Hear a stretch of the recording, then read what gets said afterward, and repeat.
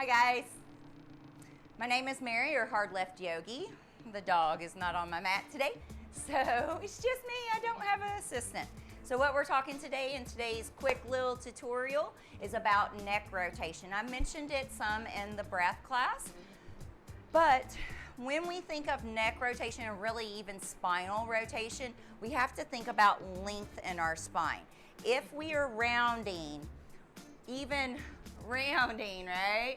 You know, gymnastics dismount or arching our back in any of our poses, we're not going to get a quality spiral staircase effect to our twist.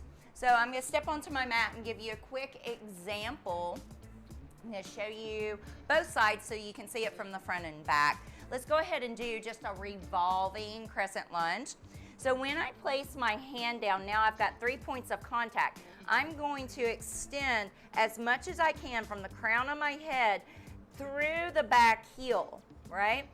That way, as I start to take the arm up, the arm is led by the rotation of the shoulder, really the rib cage, because you have the ability to take the shoulder back. So as I grow long, it keeps my chin slightly tucked. I'm reaching through the crown of my head.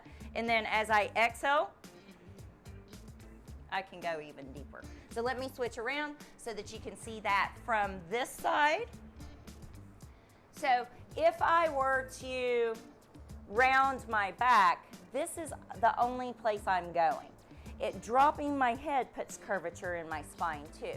So when I sit up for a pose, I'm really like a runner trying to get out the gate first by extending through the crown of my head. Maybe even that little dangly thing in the back of your throat, right? So that my chin stays a little tucked. Then as I draw my abs in, I feel my navel move to the inner thigh, the rib cage open, then I can look up at the hand. The moment you lift the chin or tuck the chin or arc the spine, you start to lose the twist. And this goes into play for any spinal twist.